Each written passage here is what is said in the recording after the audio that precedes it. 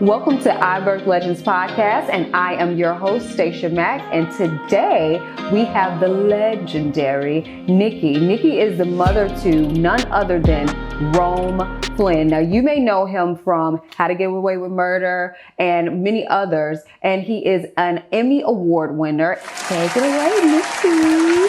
Yes. So your son, again, is Flynn, and I know him from How to Get Away with Murder, but he won the Emmy from The Bold and the Beautiful. Yeah. The Emmy goes to Flynn as Zendaya Forrester, The Bold and the Beautiful.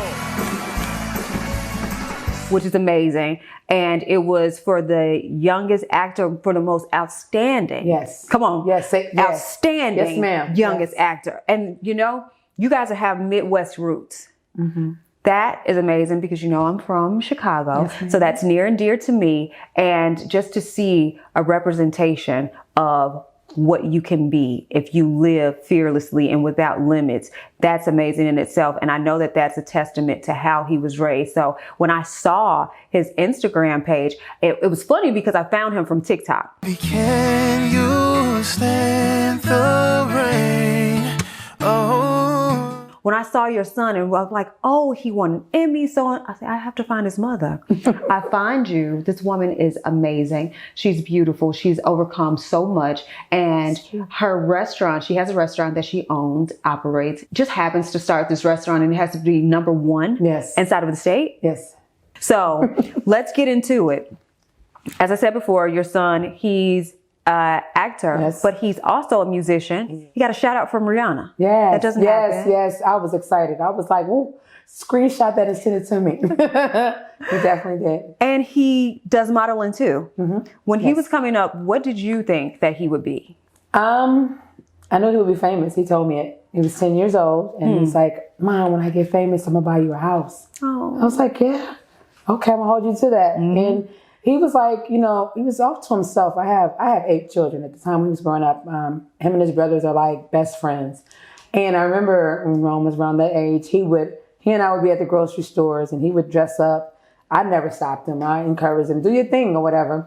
But I remember one time in particular, we would walk into the store and then his brother Nico, that's the one that's under him, would step in front. No autographs today. No, he doesn't want to take any autographs today. So they manifested. Yes, this is a Flynn, no autographs. We're not talking about this today. You catch him later. I mean, it was like repeatedly. I laughed. I never stopped him. Mm-hmm. You know, I was like, whatever, baby, make it happen. And when you make it, I want my house. Wow. And that's it. But back then, I did not know that's what he was doing. Today, it's so profound to know that that's exactly what he was doing as a young child, as a young person growing up, manifesting his future, manifesting his life. And he definitely did that. So you have 8 children. Yes, I did. That's not an easy feat. No. Did you want a big family?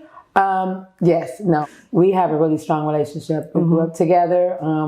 I learned how to be a mom because of them. You know, I didn't know. Being a mother is very challenging, and no one taught me how to be a mom. Exactly. You know, how challenging was that to rear children inside of Chicago and sons nonetheless? Well, a lot of it had to do with, because my children are biracial children, you know, Rakia, Nico, and Cartel.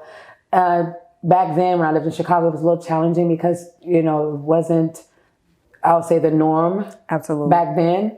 It's more receptive now. People are okay with your choices that you make in your life and how your children are raised or whatever. But I was very overprotective. I didn't allow my kids to go anywhere. They stayed at home with me, you know, or I had someone, a live-in nanny that stayed with me while I worked and things like that. So I exposed them to life, but not that side of it. And then there's one day I'm like, you know what? I'm ready to go. Let's go. So we packed up and moved to Springfield, Illinois. I actually returned to Springfield. I moved there. My kids attended school. Rome graduated high school there. My other children, and then I moved to Madison, Wisconsin. And I actually came back to Springfield for the restaurant. During the time, before I returned back, this is when Rome decided that he was going to take off and pursue a career. I'm like, where are you going? Did he ever act before? No. Wow. No, but Rome he self-taught himself how to play the piano, guitar. He would dibble and dab into singing and things like that. So he's really, really been exceptional all his life. I mean, everything, anything he touches, he's going to master, period. Anything. And I guess that's that, that mentality. You don't give up, you don't stop. He's excellent at basketball. Like, he has his own basketball team out in LA. Oh, that's amazing. Kamiko Inc. And so when I say, but it's not just him, it's throughout all of my children. They all have their own special thing that they do, and I'm just like, my drive is them. He gave you a shout out on social media. Happy Father's Day to my mother, man. I love you. You're my everything.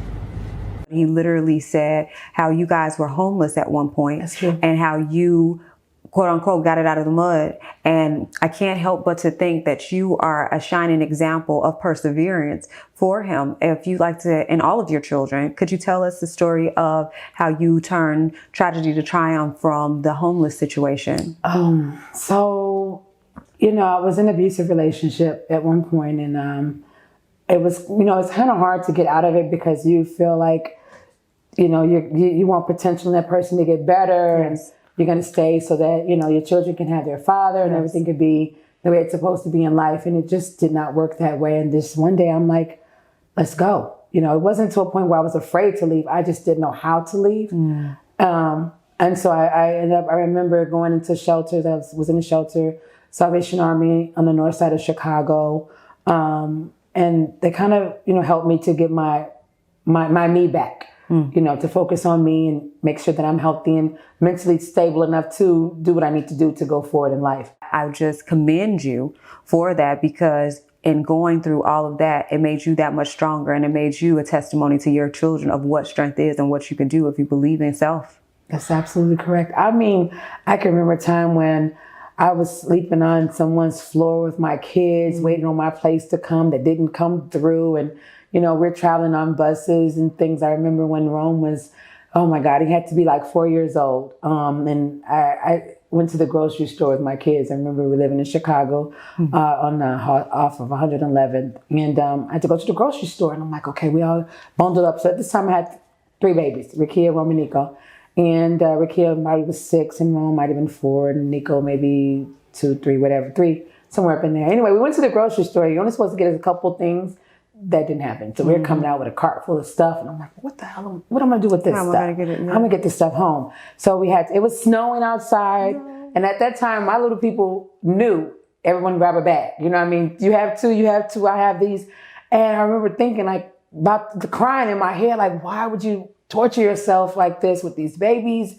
Like, God, I don't know how I'm gonna get home. The bus isn't coming. We're walking, and a police officer rode up on the side of me. So at that time, in your mind, you're thinking, first off, oh, wow, but then wait a minute, it's got to be a catch to it. This guy's going to do something to my kids. And I was like, Lord, I trust you. And he's like, can I offer you a ride? And I stopped and I looked. I remember like it was yesterday because it still brings tears to my eyes. I'm like, Lord, I trust you. And I was like, yeah, please do. And, he helped me with the bags and the kids, and he just took us home. He took us home and helped us out with the groceries and that. And my kids were like, man, he was so nice, Mom. You know what I mean? It was so nice for him to give us a ride. But I realized there are still good people in the world, even back then and to this day. And I just practicing what's for myself, just to be a good person. Like, generally a good person. Like, I'm totally different from how everybody might perceive me, and maybe a little too good in some areas, but my heart is huge. When did you know that he had made it? So he's pursuing his dreams, and what was the big break when you oh, stuff done got real? Well, the first thing that Rome did, I remember at the time I was married and my husband sent him to Florida. There was a big showcase of talent agents and different things out there, and we sent Rome out there to do his thing, and he actually got picked by a lot of agents, but he picked one. But he had this agency and didn't pursue anything. It was like a year later. And it was crazy. He packed a backpack and was like, Mom, I'm leaving. And I'm like, what do you mean? Where are you going? I'm going to LA.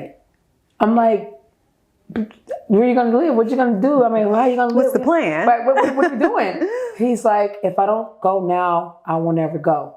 And it's just time for me to go. Wow. And so, of course, I'm supportive. I'm like, hey, okay, well, call me. Let me know what you need. I got you. And I remember paying for lifts. I'm like, my bank account is like, how do you do lifts? It's Rome is, going to auditions. And 6 months after being in there, being in LA, he landed a role with Drumline 2, a new beat with Nick Cannon. That was the first thing.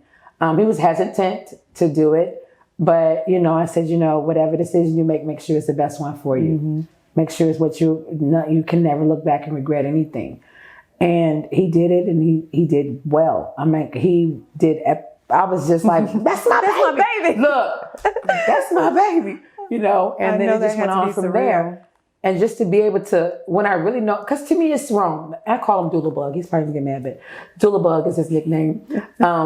For me, he's just that. But when we were in the grocery store, and I'm like, this was like a year after that, and someone's like, hey, aren't you that guy that plays on? I'm like, really? It's got real. Yes, it got real. I'm like, oh, my baby, a whole celebrity.